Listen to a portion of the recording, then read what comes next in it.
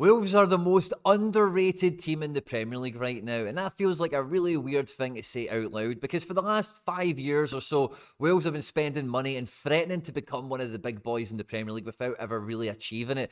Julian Lopetegui was the latest star managerial appointment that was meant to, get them on their merry way. That all kind of dissolved, and I think the appointment of Gary O'Neill dampened my expectations. I think it dampened the expectations of the Wolves fans as well, because this Wolves squad, it is probably the squad that I would say, if you put this in another league around Europe, would get in the top 4, would get in the top 3, probably quite safely.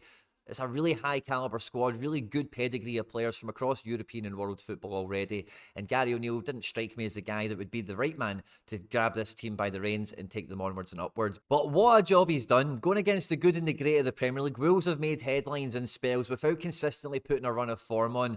But if you take that kind of zoomed out approach here, I think there's a lot to be excited about for Wolves, and I think a lot of the league are sleeping on how dangerous they are. In the video today, we're going to have a wee look at exactly what's been going well for Wolves and what does the rest of the season really hold for them. How well can they do?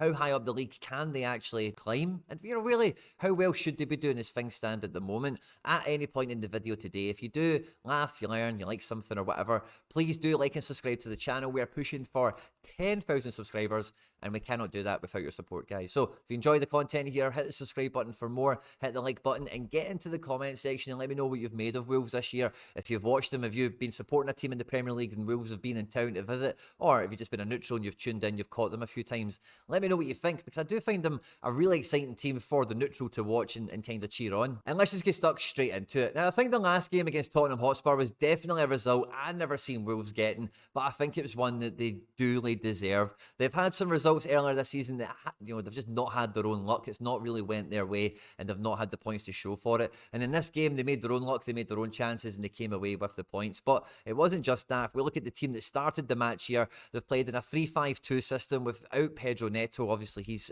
injured at the moment, and it was kind of seen earlier in the season that Pedro Neto was the main man, and without him, they wouldn't really have much going on. But what a shift we've seen from Mario Lemina. What an effort we've seen from Bellegarde, Gomez. The midfield engine room was spectacular for Wolves in this game here, and Cunha and Hwang really took the opportunity they had by the scruff of the neck. Tottenham were wounded from the Chelsea game the week before with suspensions and injuries, of course, and Wolves really went out, and it was a must-win game for them in a lot of ways. It was a real opportunity to get points on the board that they'd previously dropped in other matches. And to a man, I think the Wolves squad performed admirably well. One of the great things about the Wolves team at the moment is there is genuinely 15, 16, 17 first team capable players in influential areas of the pitch that can change the outcome of matches. So if it isn't going the way of the starting 11, the bench is formidable enough to keep the tempo up and maybe to mix things up a little bit, give the opposition new problems as the game develops, or maximise on a weakness of the opposition. And Gary O'Neill is shown to be very tactically astute,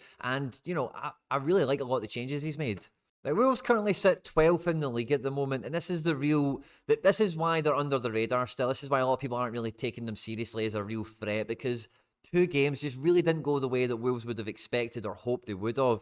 But they're currently sitting 12th at the moment on 15 points, and drawing to Luton and losing to Sheffield United are huge points lost. If you give those 2 victories to Wolves, add 6 points onto them, they would have been on 21 points. They would be on the same points as Manchester United. They would be ahead of Newcastle and Brighton, West Ham, Chelsea.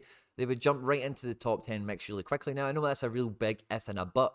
And how good is this? The guys at QuinnBet have enhanced their UK welcome offer where you can now get a free bet up to £35. It's for new customers that sign up only. You can check out the full terms and conditions on the website, quinnbet.com, or by clicking on the link that's in the description of the video. By clicking on that link to create your account, you actually support all the content here at the channel, and I thank you in advance if you do so. It looks really impressive to me, but it is 18 plus only, and remember, always gamble responsibly.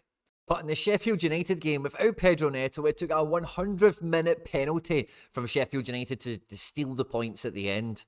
And against Luton, you go down to 10 men in the first half, and then you concede a penalty in the second half, to then draw the match. I don't think that's the worst thing considering, but these 2 bumps in the road have really just held back Wolves get into what should be the top 6, the top 7 of the division at this point of the season, which would really change expectations for the remainder of the season. Now, I've had a look through the Wolves fixture list, and honestly, there's no real section of the season where the fixtures get on top of them.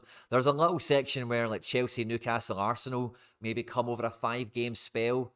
But Pedro Neto aside, Wolves are one of the rare teams in the Premier League at the moment that don't have midweeks, have a really well-rounded squad, play an attacking brand of football, can score more than 2 goals in a match, and don't have any real significant injury worries. If that continues, looking at the form they've had already this season against the likes of Newcastle, Manchester City, and the Man United game was a bit of a sore one, but you can see there between those 3 matches, different personnel, different tactical formations, and they're able to get points against the biggest teams in the division. And that's been the main criticism that I've heard from Wolves fans on this channel is Wolves always turn up in the big matches, but they struggle against the bottom of the table. And eventually Wolves will become relegation fodder. That was the kind of noises I heard earlier in the season. But I really think Gary O'Neill's doing a great job, and a lot of this squad are really starting to flourish and kick on. Now, the Premier League is so do or die that the opportunity to maybe get into the dogfight up here in the top 7 is probably passed Wolves by dropping those 6 points, only collecting 1 out of a possible 6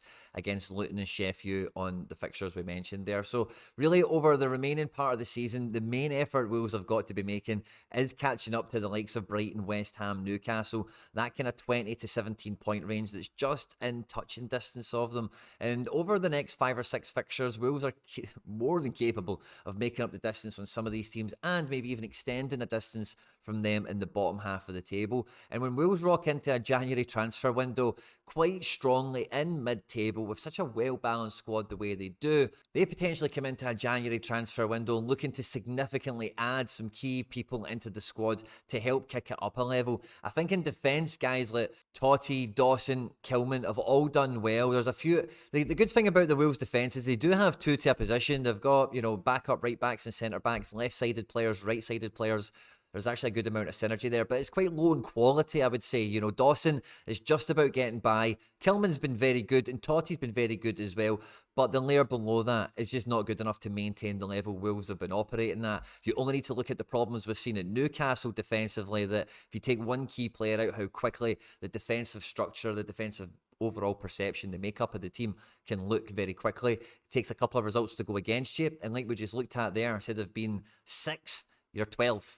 But as the season goes on, instead of being 12th, you could be 18th. That's kind of the way it goes. So I'd like to see some of the defensive recruits who've already got in the club either step up, get some minutes, or maybe a few more reinforcements are brought in the January transfer window. There was a lot of hesitation and a lot of trepidation around the Neto injury because he is the main creator in the team, and as well as the actual midfield, Gomez, Lemina, Bellegarde, add in guys like Doyle into that equation as well as Traore. You're not worried about bodies and you're not worried about, elite athletes that can perform tactically in the shapes that Wolves have been playing. But what you're worried about is maybe a lack or, a lack of creative ability to open up defences, to deliver good set pieces for your better players from these positions. Cunha did a good job. Hwang is okay as well at doing these kind of things, but that was sorely missed. And I think it's clear to see that Wolves do have other routes to go and maybe might become a wee bit more of a sum of their parts without a star like Neto or a star player in terms of how he performs on the pitch for them. And that's great. But if you want to be winning those big matches, those knife edge matches that really make the difference between finishing in the European spots or finishing in no man's land, a real talent is probably needed to be brought in. There's more than enough strikers and attackers. Maybe there's not that many actual wingers in the squad, but when you're playing this fullback system, maybe there's a little bit less pressure on that. So I know this was the shape here that played at the weekend. We've seen Wolves play a few different shapes where it's like, Neto playing a front 3 or part of a front 2. He's obviously quite tactically versatile himself. But what I would like to see them add in is a midfielder, is a midfield actual creative playmaker. I feel that Ruben Neves is quite well replaced in body in the midfield, maybe not quite in spirit. But I do feel that João Moutinho is still kind of missing from this team in terms of that dictator in the pitch. That guy that can get on the ball, control the tempo, but can also play the slide rule pass, can play killer passes, can split open a defence. That duality is quite a hard thing to come by in world football, obviously, particularly at the elite level. And if you can get one that can do both, Wolves don't have one that can do the forwards facing part of that there. I think probably one of the good things about the Wolves squad now is no one's linked to any of their players. There's no emerging star other than maybe Neto, who's injured, that everyone's like, oh, when's he going to move to City or when's he going to leave Wolves? There's no one in the squad really in that position yet, or really that strikes you as could be that kind of guy. And that kind of leads to normally a bit more of a harmonious atmosphere in the squad, a bit more of a settled atmosphere where they're going window to window, and it's more about the club and individual player dynamics rather than a bigger team coming in, splashing the money, taking a guy off you. So I think Wolves are on a lot of different levels. They're in a really sweet spot at the moment. And Gary O'Neill, I think, is proven enough that he should be given a good transfer kitty to go into the January transfer window. And, whatever he sees fit with the team, he can make the adjustments, make the improvements, the reinforcements that he sees fit. And yeah, I hope Wolves can finish top 10 this season from what I've seen so far. Let me know in the comment section of the video, what do you think? Can Wolves make the top 10? Should they be in the top 10? I'll be really interested to catch on the comments on this one. On screen there now is some other stuff that I've made that YouTube thinks you might enjoy. I hope you enjoyed this one, guys. Don't forget to like, subscribe, share, and retweet. And I'll catch you on the next one. Take care. Bye-bye.